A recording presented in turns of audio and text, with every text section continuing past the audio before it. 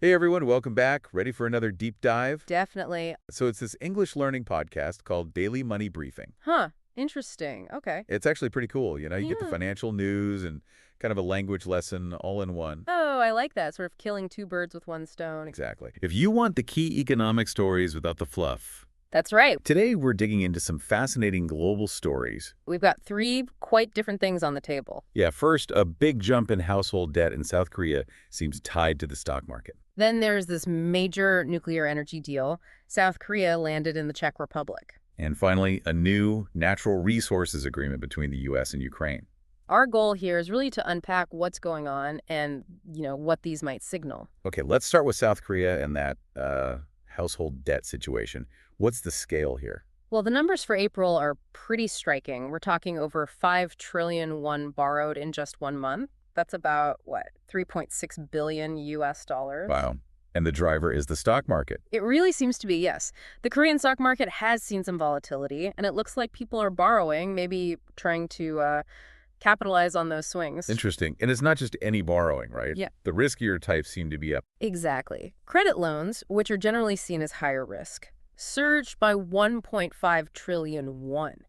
That's a complete flip from the month before when they actually decreased.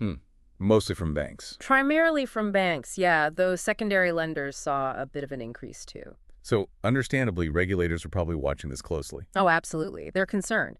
That's why they're planning to introduce the third phase of this debt service ratio rule, the DSR. Right, the DSR. That's basically a check on whether borrowers can actually afford their loan payments relative to their income. Precisely. It's a tool to curb excessive borrowing. They're expected to announce the details mid-May and then roll it out in July. So what does this mean for households, for investors in South Korea?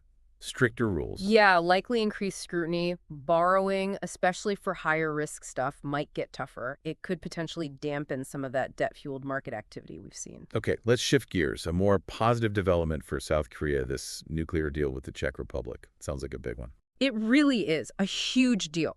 Korea Hydro and Nuclear Power, KHNP, has been picked as the main contractor for the Dukovany II plant. We're talking a $19 billion project. $19 billion. And the Czech government has approved the budget? Yep, budget approved.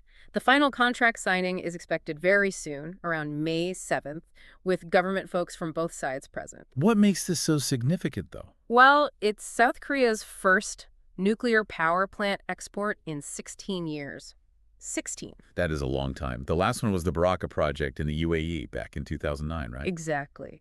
So this really signals South Korea's return as a major contender in the global nuclear energy market. Especially now with everyone talking about greener, more stable energy sources. Precisely. It positions them as a key player for countries looking to build up their nuclear capacity. It's a big boost to their international standing in the energy sector. Okay, final topic.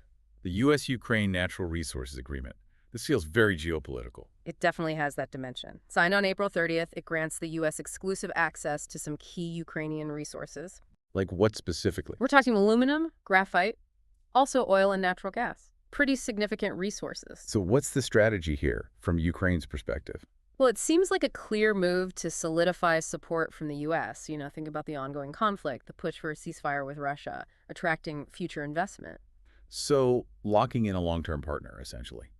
Aligning interests for reconstruction and beyond. Yeah, that seems to be the calculus. And for the U.S.? For the U.S., it secures access to valuable resources, obviously, but it also increases its influence in Eastern Europe, a very strategic region. Right. Analysts are looking at this as potentially a really key step for Ukraine's post-war recovery and just a sign of, those ties getting deeper. So 3 very different stories today. We've got household debt triggering regulation. A major energy contract signaling a country's industrial strength. And resource deal highlighting these complex geopolitical maneuvers. They might seem separate, but you can really see the connections. Individual borrowing habits, long-term energy planning, strategic alliances, they all ripple outwards. It definitely makes you think about how these trends will keep evolving and what other underlying factors might be driving things behind the scenes. A lot to keep watching. Thanks for walking us through this deep dive today.